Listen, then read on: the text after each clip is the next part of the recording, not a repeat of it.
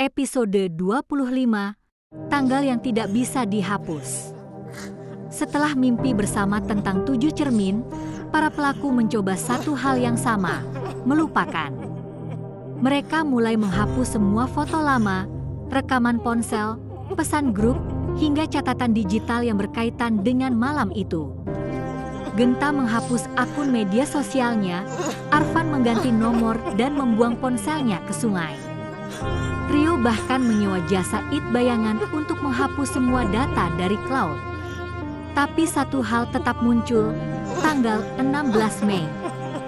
Di kalender ponsel, di notifikasi email, di catatan pengingat, hingga di jam digital mereka, semuanya menampilkan tanggal yang sama, meskipun mereka sudah hidup di hari yang lain. Rio pernah mengganti tanggal di ponselnya menjadi tahun berikutnya. Tapi setiap tengah malam, tanggal itu kembali menjadi 16 Mei. Reza mencoba menggunakan ponsel baru, tapi saat ia membuka aplikasi kamera, hasil fotonya selalu menampilkan timestamp yang sama, pukul 16.05. Bahkan saat ia mencetak tiket bioskop atau resi belanja, tanggal yang tercetak tetap itu-itu saja.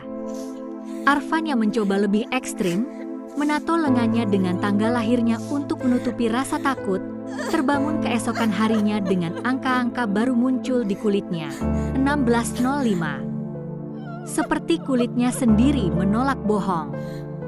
Tanggal itu berubah menjadi simbol yang hidup. Ia muncul di dinding kamar mereka, di uap kaca kamar mandi, di bawah lapisan debu kaca helm, bahkan di atas permukaan air ketika mereka mencuci tangan. Mereka mencoba mengabaikannya, menganggapnya paranoia. Tapi ketika Genta bercermin suatu pagi dan melihat tanggal 16 Mei terukir samar di bola matanya sendiri, mereka tahu ini bukan lagi kebetulan. Ini pengingat. Tanggal itu bukan hanya hari ketika aku dibunuh, tapi juga hari ketika mereka memilih diam. Hari ketika waktu mereka ikut rusak bersamaku. Seseorang pernah berkata, waktu menyembuhkan segalanya. Tapi itu bohong.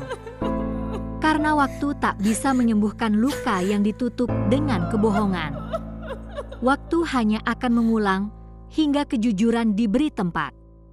Dan tanggal 16 Mei adalah waktu yang tidak akan lewat begitu saja. Selama mereka belum bicara, belum menebus, belum menyerahkan seluruh kebenaran, tanggal itu akan terus mengejar. Tak peduli tahun berganti, tak peduli dunia berubah.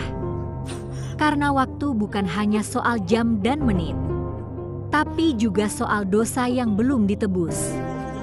Aku adalah Vina, dan aku tidak meminta mereka mengingatku setiap hari. Aku hanya ingin mereka jujur tentang satu hari saja, hari saat hidupku dirampas, dan suaraku dikubur dalam sunyi.